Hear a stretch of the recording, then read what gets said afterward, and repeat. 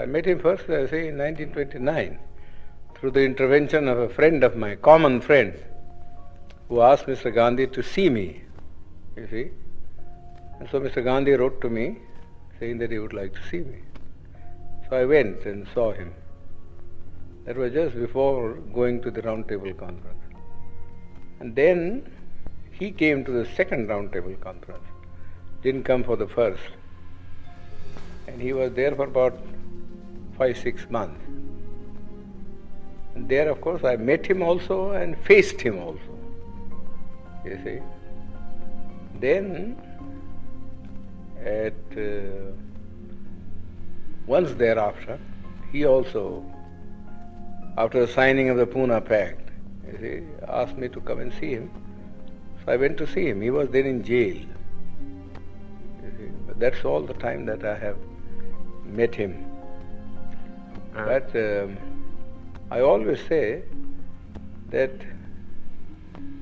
as I met Mr. Gandhi in the capacity of an opponent, I have a feeling that I know him better than most other people because he had opened his real fangs to me, you see, and I could see the inside of the man. You see, while others who generally went there as devotees, you see, saw nothing of him except the external appearance which he had put up as a Mahatma, you see. But I saw him in his human capacity, the bare man in him. And so I say that I understand him better, you see, than most of the people who have associated themselves with him can say. So how would you sum up what you found in him? Well, I must say at the outset that I feel quite surprised, you see, at the interest which the outside world, Western world particularly, seems to be taking in Mr. Gandhi. I cannot understand that. You see. So far as India is concerned, he was, in my judgment, you see, an episode in the history of India. Never an epoch maker. Gandhi has already vanished from the memory of the people in this country. His memory is kept up because the Congress party annually, you see, gives a holiday either on his birthday or some other day connected with some event in his life, and has a celebration every year going on for 7 days in a week. Naturally, people's memory is revived. But if these artificial respirations were not given, I think Gandhi would be long, long forgotten. You don't feel then that he fundamentally changed the aspect of Not at all. Yeah. Not at all. In fact, he was all the time double dealing. He conducted 2 papers, one in English, the Harijan, you see, and before that, Young India. And in Gujarati, he conducted another paper, you see, which is called the Deenbandhu or something like that. Now, if you read the 2 papers, you will see how Mr. Gandhi was deceiving the people.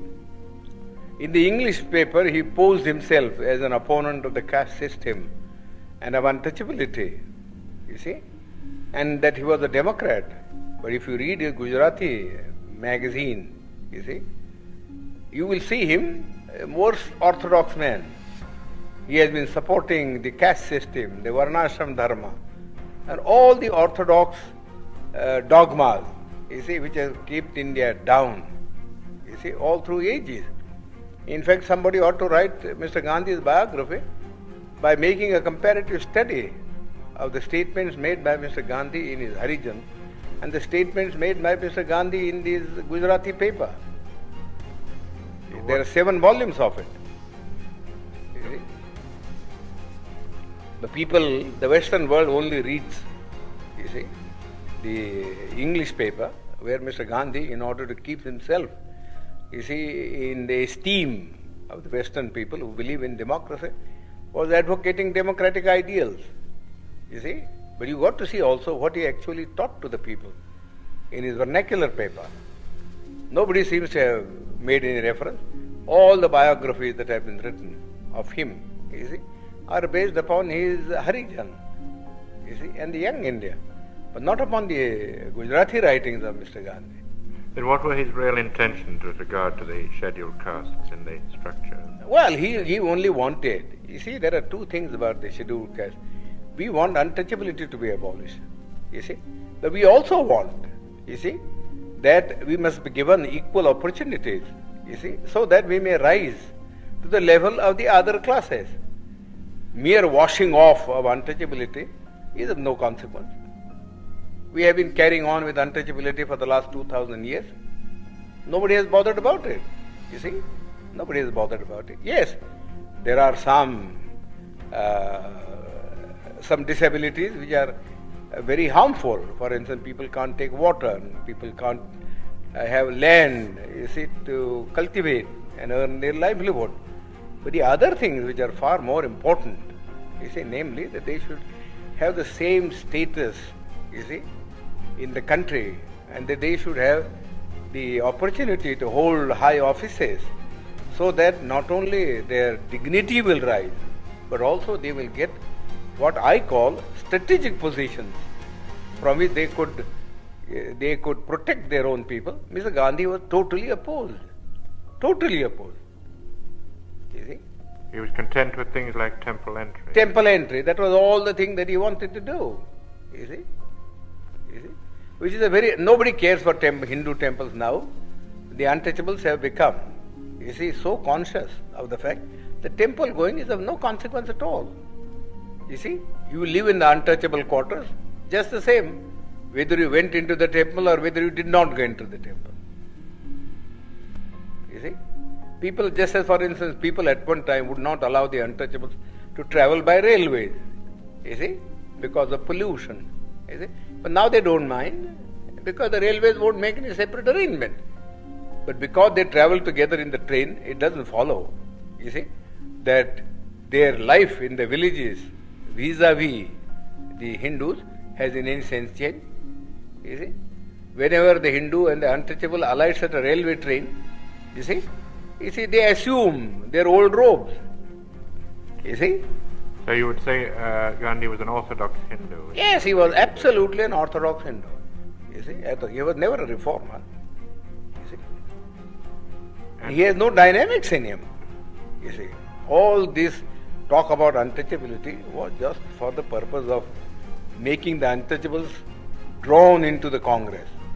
That was one thing. You see, and secondly, you see, he wanted that the untouchables should not oppose his movement, you see, of Swaraj. You see, I don't think beyond that he had any real motive of uplift. And then do you think that political independence would have come without Gandhi? Oh yes, I am sure about it. It might have been in slow degrees, but I personally myself think that if Swaraj had come in slow degrees in India, it would have profited the people better. You see, for each community or each group, you see, which is suffering from many of these disabilities, you see, would have been able to consolidate itself at each stage of the transfer of power from the British. You see, today the whole thing came as a flood. You see, people were unprepared. And I always think that the Labour Party has been the most stupid party in England. Was it Gandhi who was too impatient, or the Congress Party? Was he? No, personally, I do not know how suddenly Mr. Attlee agreed, you see, to give independence. That's a matter of secret which Mr. Attlee one day, I think, will disclose in his autobiography. How he came to do that, you see, because nobody ever expected. It is such a sudden change of front. Nobody ever expected. It seems to me, from the analysis that I make about it, there are two things which I think led, you see, to the Labour Party to take this decision. One is the national army that was raised by Subhash Chandra Bose. The British had been ruling this country in the firm belief that whatever may happen, you see, in this country, and whatever the politician may do, you see, they will never be able you see, to change the loyalty of the soldier. That was the one prop on which they were carrying on their administration. Now that thing was completely dashed to pieces, you see, when they found that even the soldier was being seduced, you see, and to form a party or a battalion to blow off the British. Then I think the British came to the conclusion that if they were to rule India, the only basis on which they could rule was the maintenance of the British Army, going back to the year 1857, when the Indian soldier rebelled against the East India Company. And they found that it would never be possible for the British to supply India with enough European troops, you see, to keep their hold on it.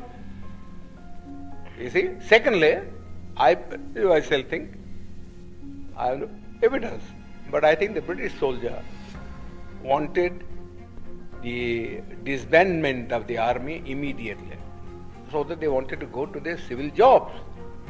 You see, you know how much indignation there was at this gradual disbandment of the army, because those who were not disbanded felt that those who were disbanded were going to take their jobs. What's going to happen to them? You see, therefore they could not, you see, think of having enough of a British army to keep India down. You see, and besides, they had thought, I think, thirdly, that after all, what they gained from India was commerce, and not so much the civil servant salary or the army income. They were small things, and they had better be sacrificed for the sake of keeping something which was much more profitable, namely trade and commerce. Because whether India remained independent or India accepted dominion status or something lesser than that, you see, the trade and commerce would go on just the same. I think, personally myself, I have no authority for that, but that is the way the mind of the Labour Party turned. Now, casting your mind back to the Pune Pact, the Yorabda Pact, yes. Can you remember a little of what Gandhi said to you and what you said to him? Oh, I know it very well. I know it very well. You see, the British government had, in the original award which MacDonald had given, you see, had accepted my suggestion. I said, look here, the Hindus want, you see, that there should be a common electorate, so that there will be no separatist feeling between the scheduled caste and the Hindu. We think that if you have a common electorate, we would be submerged, you see, and the nominees of the scheduled caste who would be elected, who would be really slaves of the Hindus, not independent people. Now, I told Mr. Ramsay MacDonald that this is a sort of a thing, you see, that he might do. Give us a separate electorate, you see, give us a separate electorate, and also give us a second vote in the general election, you see, so that Gandhi cannot say that we are separated in point of election. First of all, my contention was this, that for 5 years, you see, we live separately from the Hindus, with no kind of intercourse or intercommunication, you see, of a social or a spiritual sort, you see. What can one day's cycle of participation, you see, in a common electorate do to remove this hardened crust, you see, of separatism, which has grown for centuries? It's a foolish thing to think that if two people vote together, you see, in a common polling booth, you see, that their hearts are going to change. It's nothing of the kind. Mr. Gandhi has got this madness in him. Well, let this be satisfied, you see, by this kind of a system. Give the untouchables 2 votes, you see, and give them a population representation of ratio, so that the weightage would be in terms of votes and not in terms of representative, so that the Gandhi and others may not complain, you see. That Ramsay MacDonald accepted. You see, the award was really my suggestion. I wrote to him a letter from Naples, you see, that this is what I would like him to do, you see, so that there may be no trouble. This is exactly what he did. You see, gave us a separate electorate and also a vote in the general electorate. You see, but Gandhi didn't want that we should send our two representatives. You see, therefore he didn't want the separate electorate part of the award, and went on fast. You see, went on fast. Then they all came to me. They said, well, the British government said, if he agrees, you see, to abandon the award, then we have no objection. You see, but we can't abandon the award ourselves. We have given the award, we have taken all things into consideration, and we think this is the basis.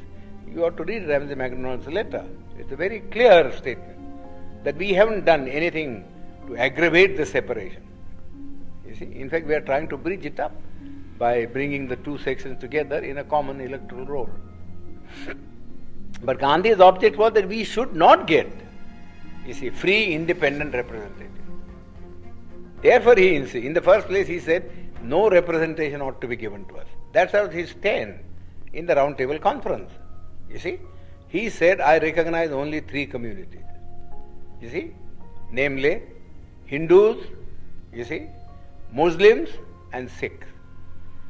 These are the only three communities that will have a political recognition, you see, in the constitution, you see. But the Christians or the Anglo-Indians or the scheduled caste will have no place in the constitution. They must merge themselves in the general community. That was the stand that he had taken. Well, all his friends, I know, you see, were asking him how foolish was his attitude. You see, his own friends had quarreled with him on this subject.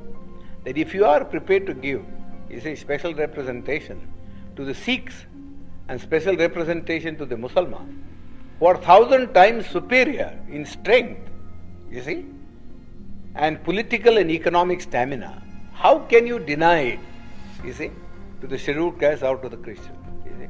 He always used to say, oh, you don't understand our problem. You see, that's all he was saying. Alexander even, who was a great friend of his, had a serious quarrel with him, as he told me. Then that French woman, who was his disciple, I forget her name now, you see, she also had a great quarrel with him. That we don't understand this attitude. Either you say, we won't give anything to anybody. Let there be just a common rule. You see, then we can understand that that's a democratic thing. You see, but to go on saying that you will give it to the Muslims, you see, and you give it to the Sikhs, you see, but not to the scheduled caste, seems absurd. You see, he could give no answer. He could give no answer. So we suggested this method. He also didn't, in the beginning, when he wrote a letter, Ramsay, he said, no, the scheduled caste should have nothing. No representation. You see. Then his own friend said to him, this was asking for too much. You see, nobody would support you in this matter. Then Malviya and others came to me and said, well, could you not help us to solve this problem? You see, I said, well, I don't want to solve this problem by sacrificing what we have been able to get from the British Premier. So you went to as I said, I suggested alternative formula. And that formula was that I am not prepared to give up the separate electorate, but I am prepared, you see, to modify the thing. You see, in this way, namely, that the candidates who would stand in the final election on behalf of the scheduled caste should be first elected by the scheduled caste themselves. Sort of a primary election, you see, and that they should elect 4 people, you see, 4. And the 4 then should stand in the general electorate, you see, and let the best one come, you see, so that we get some assurance that you don't put up, you see, your own nominees, you see, but that we do get people who will express our voice in the parliament. That Mr. Gandhi had to accept, so he accepted that. You see? Of course, we had the benefit of it only in one election, in 1937. You see? There you will see that the Federation swept the poll. Gandhi was not able to get a single candidate of his party elected. Well, did he bargain very hard at the end of his fast? Oh, of course. He bargained and bargained. I said nothing doing. You see, I am prepared to save your life. You see, provided you do not make hard terms. You see, but I am not going to save your life at the cost of the life of my people. You see, this is too much. I have how much I have labored. You see, in all this, I know very well, and I am not going to sacrifice your whim, sacrifice our people's interest just for the sake of satisfying. Yours is a whim. You see, how can one day's common election alter the situation? Simply cannot alter the situation.